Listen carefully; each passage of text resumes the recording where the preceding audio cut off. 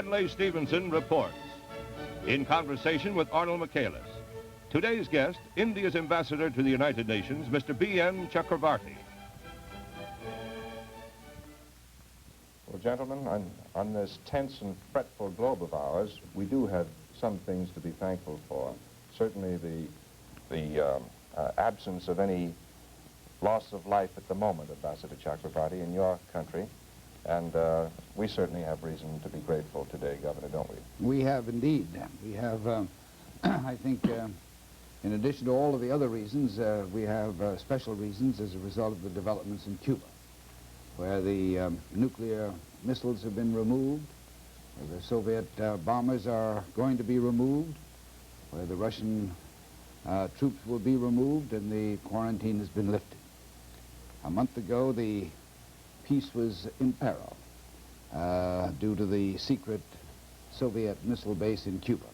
This Thanksgiving week, we have much to be thankful for, as the President said, because the danger has receded. The United States reacted fast and stood firm. The American republics were never so more united, and the United Nations peacekeeping machinery afforded us the means of exposing the shocking facts to the whole world.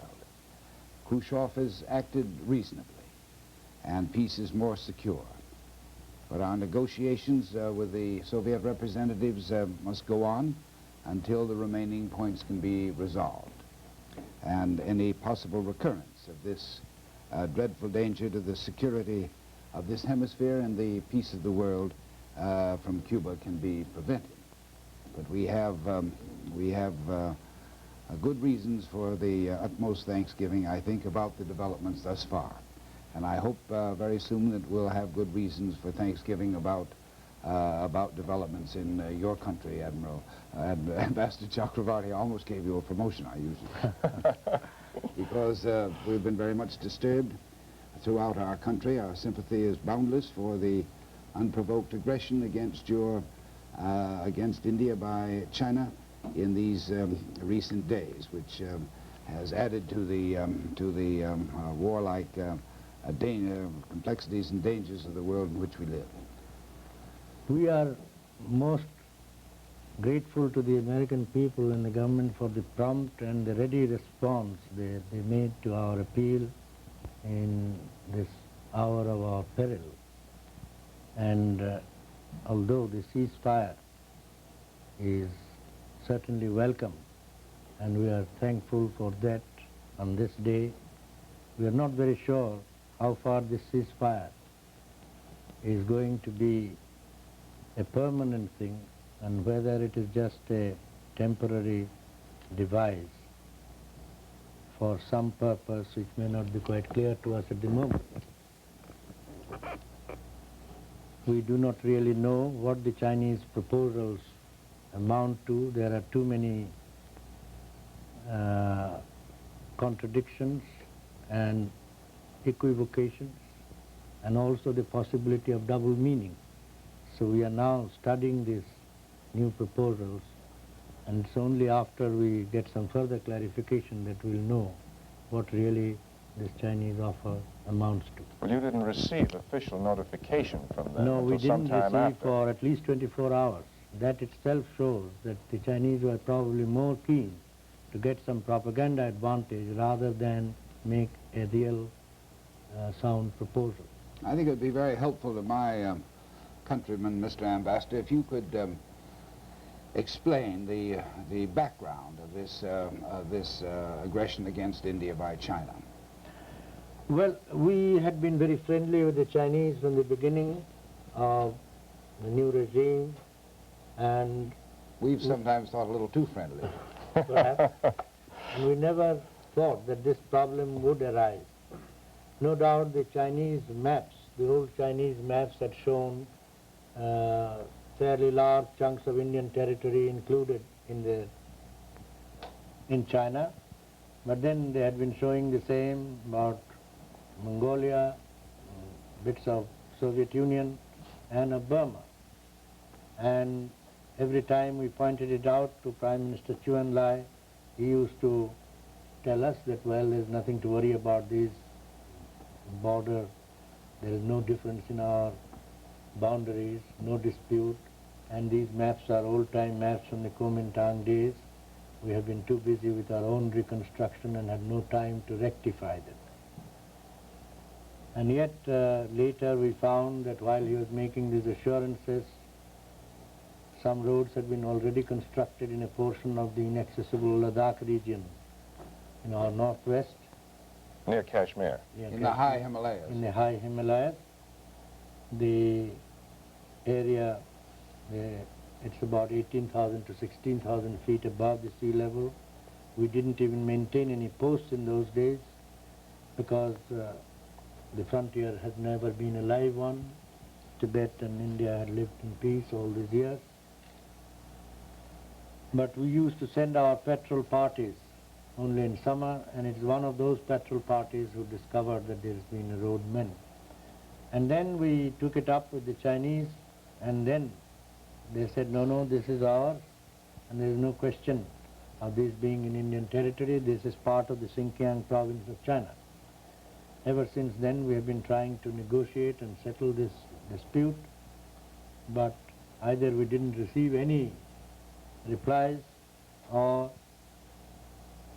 they would give some vague replies and say that, well, right, we'll discuss it later. How much territory of India did they claim in the Ladakh region? Ladakh region, Kashmir? they claim, was about 15,000 square miles, and in the eastern sector, about 36,000 square miles. That's in Assam. Assam. That's the disputed McMahon line Just that the we disputed hear so much Macmahon about. line. That's right. But don't you think, Ambassador Chakravarty, or isn't it obvious that this must be merely a pretext? The Chinese can't be that hungry for territory. Well, we certainly do not think that this is a pure and simple border dispute, because then they could have negotiated and reached some solution. Then what do you think the reasons were for this unprovoked aggression? Well, it's very difficult to say anything definite, but there are several possibilities. And I may say that one guess is as good as another. One that strikes most people now is that this is a conflict between the Chinese type of communism and our way of life. They want to destroy our way of life because they feel that that is a much dangerous rival than even the Western ways, because that Western ways are not likely to be a model for the other Southeast Asian countries, at least not nearly as much as the Indian model might have been. Then they think Indian democracy is a destructive greater to them in terms of the uncommitted smaller nations. Exactly. By destroying your way of life, they mean destroying your economy by the expense Not of the war, only- actually Yes, by conquering destroying India. our economy and by destroying the policy that we have been following. Now, here, the economy part comes in as a very important one. I do not think that even the Chinese think in the way of conquering the whole of India. But what they may well be up to is that they would come beyond the Himalayas and sit literally and figuratively on our head, and then dictate their terms, that if you do not follow us, something else will happen. Because we'd be at their mercy once they cross into the Himalayas and come right up to the foothills. Well, now, the economic factors of life in India and China, in terms of the poverty endured by so many hundreds of millions of people, is really not too different at the present time, Not is too it? different, but there is this difference that they are following the totalitarian method of development. Yes, I appreciate that. I merely And wanted... we are following another, and up to a point, the Chinese thought that their method was proving to be much more efficient. Due to some bungling in China during the last 4 years, that has not been, fortunately, It the case. couldn't have been possible that all the talk about the great leap forward, the enormous industrial development of and rapid development of communist China, the agricultural productivity and so on, was all propaganda and was never true? Well, we don't know whether it is true or not. The results were apparent from 1959 at least, Looks when like the Chinese started trying to get food from outside. It looks like the great leap forward was toward India, not in respect of their internal... That is why the diversion was necessary. And then one may ask, why against India and not some other place? Well, they could have tried it in Korea, revived the war. They could have tried in Formosa. Why against India? The answer to that is again very simple, because those two areas the Chinese knew that any attack would mean world war. And they were probably conscious, if not quite afraid, as they wouldn't like to be told that they're afraid of the nuclear deterrent power. And here was a large enough country like India, and if you can make a quick success and give us a humiliating defeat, that will have a terrific effect not only on the Himalayan region, but also over the whole of Southeast Asia. It is a good thing from their point of view by giving the Chinese some diversion from their economic ills. Any implications here vis-a-vis the Soviet Union? Any particular strength or stand that the Chinese might want to exhibit to the Soviets? Could that be a factor? Well, that might be also a factor to show to the Russians that the Chinese are now able to do what they like without any blessings from them. There's also the Chinese, the conflict, ideological conflict with the Russians about peaceful coexistence, and perhaps they're trying to demonstrate to the Soviet Union that they repudiate, that they reject any concept that that war isn't inevitable, or that the revolution can be spread without war. That is quite possible, because the Chinese have never accepted this peaceful coexistence theory, except for a brief period in 1957-58, when they also started giving some economic aid to some neighboring countries like Nepal and Burma. But they were probably dissatisfied with the results thereof. So with that, except for that brief period, I think the Chinese always believe that these newly independent countries in Southeast Asia are bourgeois governments which are thoroughly rotten. All that is needed is a mild push and they will collapse. Mm-hmm. This is an old classic communist concept, isn't it? So you think that there might be a number of contributing reasons for this Yes. Unexplained invasion, Yes. in addition to the capture of territory that they haven't owned? That is right. What is the basis of their claim to this The territory? basis of the claim is, it is probably centuries old. In the imperialist China days, some of these border areas, the tribes paid some sort of a tribute to them, or where China claimed some sort of a suzerainty. For instance, this Tibet and China is a very interesting case. For quite a long time, Tibet used to extort tributes from China. But for centuries again, China used to get tributes from Tibet. So it is a question that wherever the Chinese have ever been, they have never given up the idea of relinquishing their title or authority over that area. It is a question, the history remains stationary for them. They don't seem to move. If 200 years ago something had been there, they still claim the same thing. In respect of the economic situation in India, Mr. Ambassador, certainly the Chinese aggression against you has had to divert your attention now from the economic into the military. Isn't this the premise that your government has tried to avoid during all these years of your independence? That is the reason why we are having all these reverses, because we realize that we can't do both. And we thought that communism will have to be fought more on the economic front than on the actual battlefield. Now it seems that the actual battlefield is just as important. Why do you suppose India was so misled and had such a patient and attitude about China for so long? Well, we really did not believe that the Chinese will come to actual fighting over these borders. They were delaying the discussion of the border, but we never thought that it will lead to any actual fighting. Maybe that we made a mistake. But this McMahon line which they are now challenging. It is very strange that this McMahon line, although it is not a new line, it is a line which only was delineated in 1914 by Sir Henry McMahon, who was the Foreign Secretary of the Government of India, and that was done in a tripartite treaty. The Chinese were represented, the Tibetans, which recognized their treaty-making rights, and the British Indian government. The Chinese ever claimed it was by coercion or something? They cannot, because the Chinese... Like Cuba does about Guantanamo? No, the Chinese representative, he actually signed the treaty, but when he went back to Peking, that was repudiated by the Chinese government, mind you, not because they had any complaint about the Tibetan and Indian border. Their complaint was that the boundary between outer and inner Tibet and Tibet and Xinjiang was not properly delineated.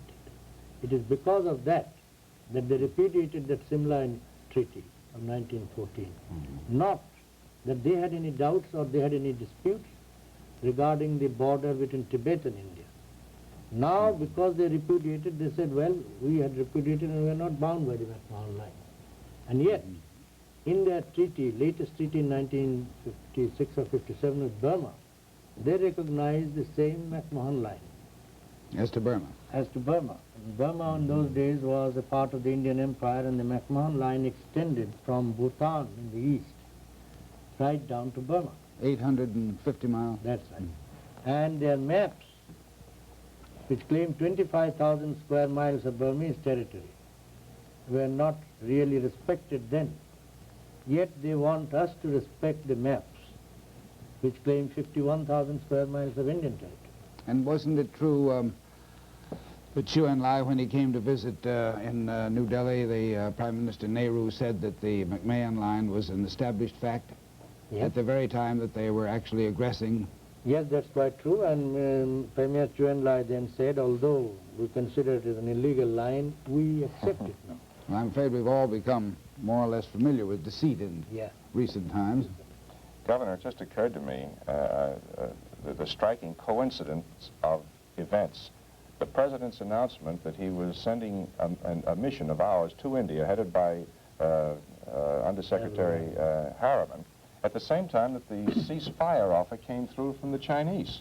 Now, do you see any connection possibly between the two? Well, I certainly feel that this was timed in a way that the further military aid may not go to India. That was the expectation. In other words, create the impression that all was peaceful now and that military aid wasn't necessary. There is no need to send any more military aid.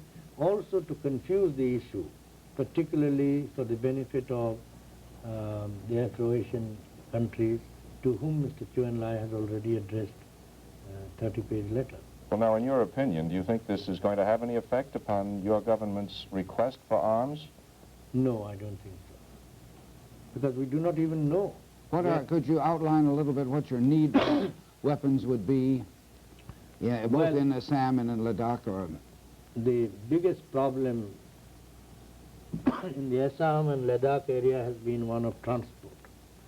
The areas are inaccessible, and the only... Very mountainous and very high. Very mountainous. It ranges in the, as I said, in Ladakh 18 to 16,000 feet, and in the eastern sector also 21,000 to 14,000 feet. Now there, the only way we can send supplies is to send by air to the nearest airport, and from there by trekking. So it takes a long time before the supplies reach our men.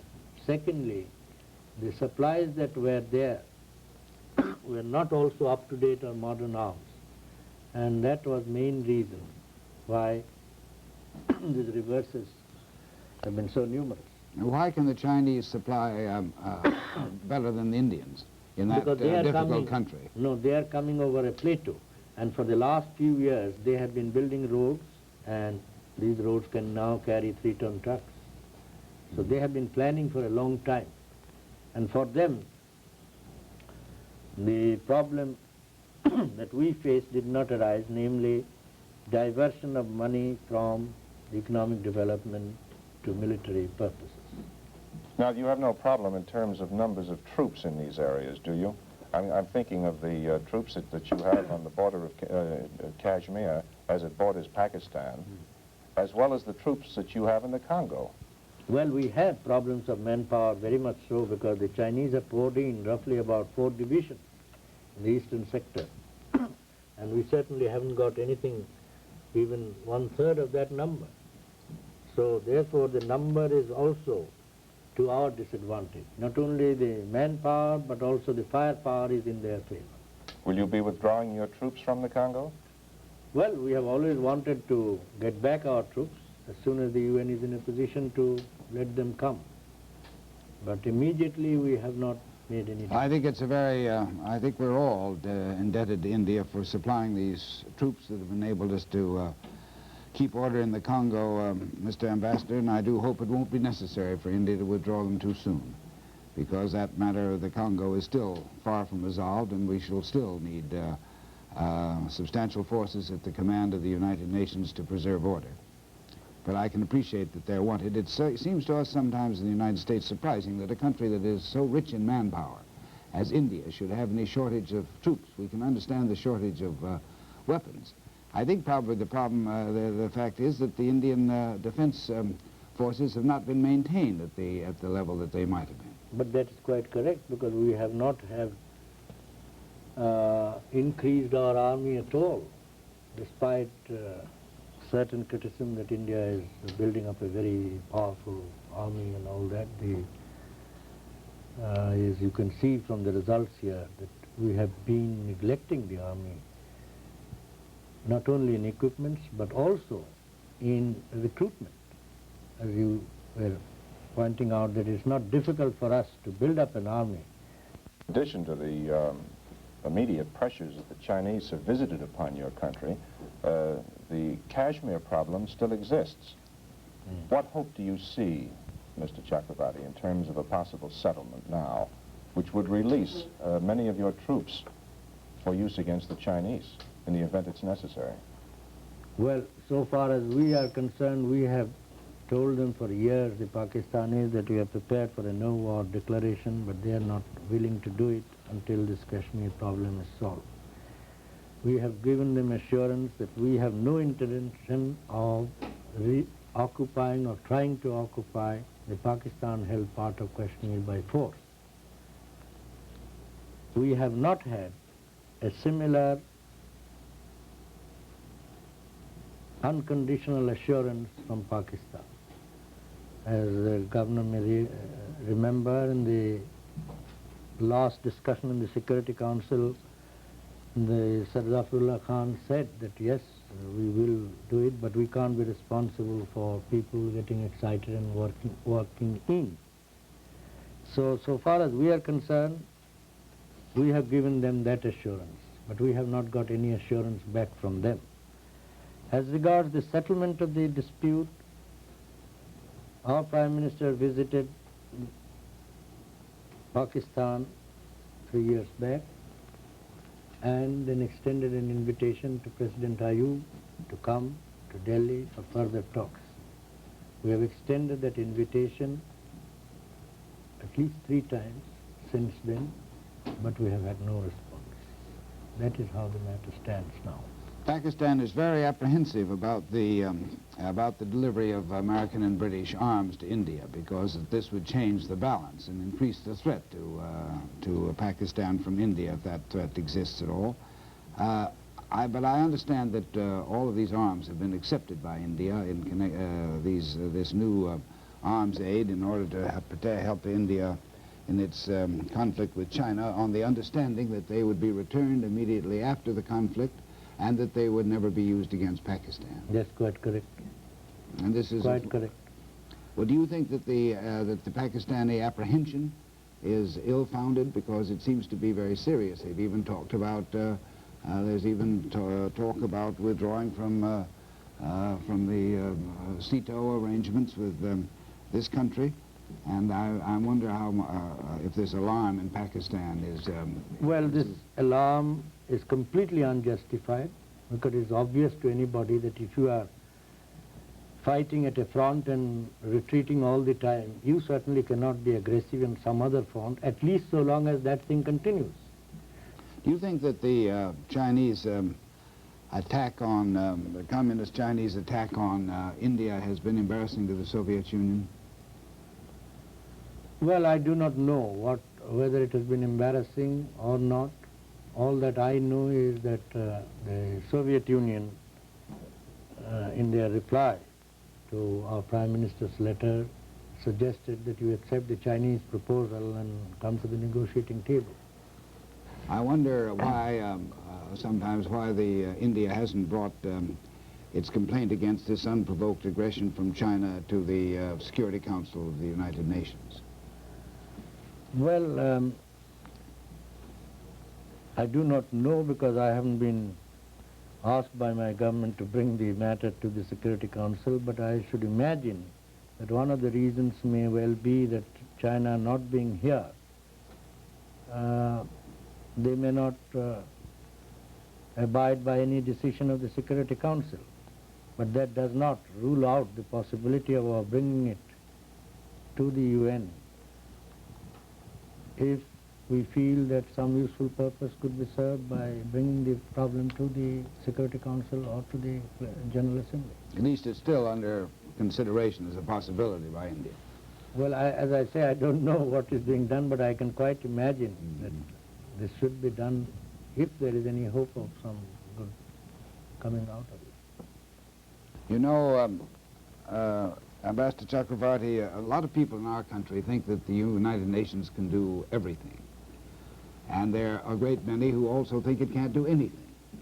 But we have seen recently an illustration in Cuba of its usefulness.